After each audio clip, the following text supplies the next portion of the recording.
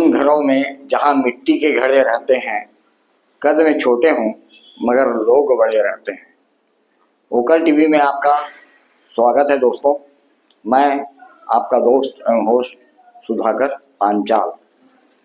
सरकार के लोक लुभावन बैनर में दिखने वाली योजनाएं दिल को सुकून दे सकती है, किंतु वास्तविकता भी उसके अनुरूप हो तो सोने की चिड़िया कहलाने वाला भारत अब तक दुनिया का वह देश कहलाता जो अपने आप में एक उदाहरण होता। सत्ता शीर्ष पर कितना भी ईमानदार व्यक्ति बैठ जाए, उसकी नीति और नीयत कितनी भी साफ रहे, निचले स्तर के नेता अधिकारी कर्मचारी कर बेईमानी पर उतर जाएं तो उस ईमानदार व्यक्ति के सपनों को चूर करने में समय नहीं लगता। और ऐसा ही कुछ हो रहा है प्रधानमंत्री आवास योजना वाले कार्यक्रम में।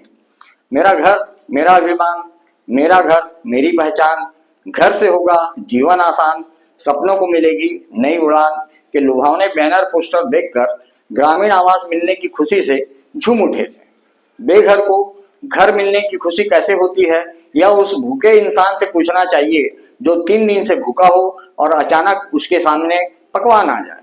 आज भी ग्रामीण क्षेत्र में कई लोग आवास के लाभ से वंचित हैं। ऐसी चर्चा आम है। जिन्हें मिला वे महंगाई की मार से 2-4 हो रहे हैं।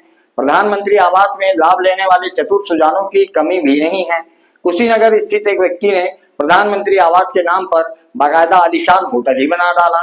उसके हिम्मत की दाद देनी होगी कि होटल सूर्या पैलेस में प्रधानमंत्री आवास की नाम पट्टिका लगाकर सरकार की नाकामी को उजागर भी कर दिया। दूसरी ओर चित्रकूट कानपुर वाही के असली हकदार राजेंद्र पांडे, जो मजदूरी कर अपना एवं अपने परिवार का जीवन यापन करता है, बारिश ठंड से बचने जंग लगे टीन टप्पर की छत, कच्ची दीवार, टूटे फूटे दरवाजे से आती तेज हवाओं के बीच जिंदगी काट रहा है। उसकी और लंबे समय तक सरकार की तिरछी नजर का रहना भी सरकार पर सवाल उठाता है। कमोबेश स्थिति पूरे देश की है। सन 1996 में शुरू हुई इंदिरा आवास योजना 2015 में कुछ बदलाव के बाद प्रधानमंत्री आवास योजना के नाम जमीनी स्तर पर पहुंची, जिसमें शहर और ग्रामीण स्तर पर गरीब व मध्यम वर्गों को पक्का घर देने की योजना थी। सन 1996 में शुरू हुई इस योजना में डिजाइन की त्रुटियां, पक्षपात सहित विभिन्न स्तरों पर भ्रष्टाचार का बोलबाला था। भारत सरकार के ग्रामीण विकास मंत्रालय के तहत यह एक सामाजिक कल्याण कार्यक्रम है, जिसका उद्देश्य शहरी और ग्रामीण गरीबों को आवास उपलब्ध कराना है। ग्रामीण स्तर की ही बात करें तो सवाल उठता है कि क्या लाभार्थियों को इसका लाभ वाकई मिल रहा है? जैसे कसीदे सुनने देखने आसानी से मिल जाएंगे।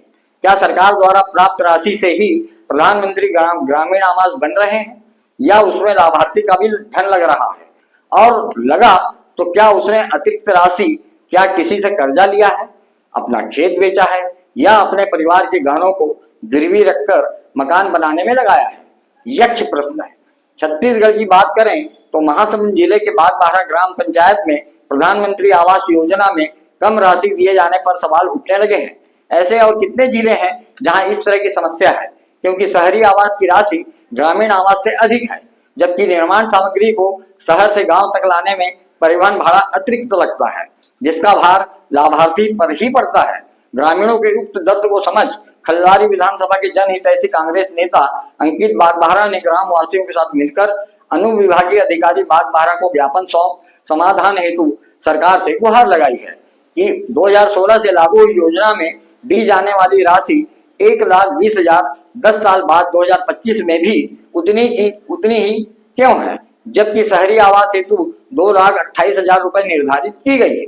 बढ़ती महंगाई में निर्माण सामग्री की कीमतों ने जहां आसमान छुआ है, वहीं सरकार द्वारा दी जाने वाली राशि पर्याप्त नहीं है, जबकि इन 10 वर्षों में एक और शासकीय कर्मचारी अधिकारियों के वेतन भत्ता इत्यादि में बढ़ोतरी हुई है, वहीं मंत्री नेताओं की धनराशि में भी इजाफा हुआ है।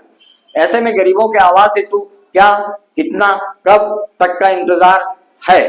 अंकित ने बताया कि 270 वर्ग फुट के क्षेत्र में अपने परिवार के रहने लायक मकान को पक्का बनाने में पूरा परिवार श्रमदान करता है, जबकि 90 दिन की मनरेगा मजदूरी जोड़ी जाए तो लगभग 20,000 और जुड़ जाते हैं।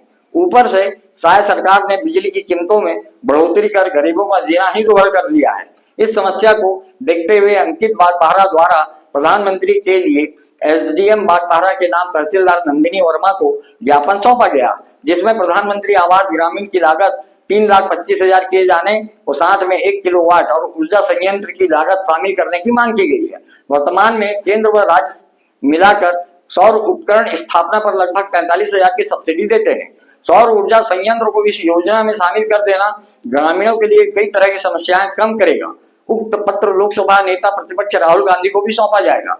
ज्ञापन सौंपने वालों में सरपंच गौरी मुकेश ठाकुर, कोमलबाई, सरपंच प्रतिनिधि हीरादास टंडन, उप सरपंच केवल यादव, पूर्व उप सरपंच देवानंद साहू, गोपाल साहू, गणेश देवांगन, राजू नेताम, हरिश्चंद साहू, सत्यजीत साहू, लोकेश ध्रुव, गणेश लहरे, राहुल सहित बड़ी संख्या में ग्रामीण जनता उपस्थित थे।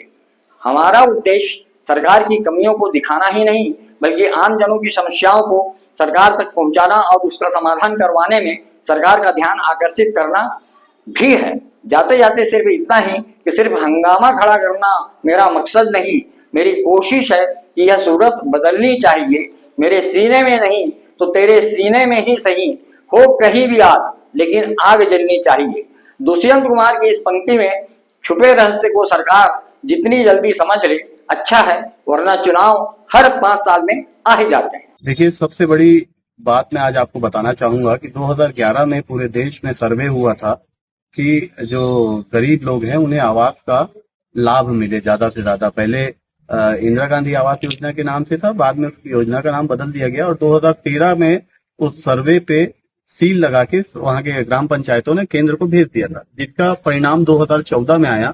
आपको मैं बताऊंगा कि अप्रैल 2016 से आज दिनांक तक 10 साल बीतने के बाद भी जो प्रधानमंत्री आवास योजना है उसकी राशि मात्र 1,20,000 रुपए ही है, जबकि महंगाई कई गुना बढ़ चुकी है। तो आज हम माननीय प्रधानमंत्री जी के नाम पे और राहुल गांधी जी के नाम पे ज्ञापन एसडीएम बागबाहरा को सौंपने आए हैं कि उनके माध्यम से हम ये चाहते हैं कि गरीबों का जो आवास है उसकी लागत आज के मार्केट के खर्चों के हिसाब से देखें तो करीब 2,70,000 रुपए के आसपास उसकी लागत पहुंच चुकी है, वास्तविक लागत। और साथ ही जिस हिसाब से साय सरकार ने बिजली की मूल्यों में वृद्धि कर दी है और जो भूपेश बघेल जी की सरकार के समय पे सब्सिडी मिलती थी, बिजली बिल हाफ योजना का लाभ मिलता था, उसे भी घटा दिया है।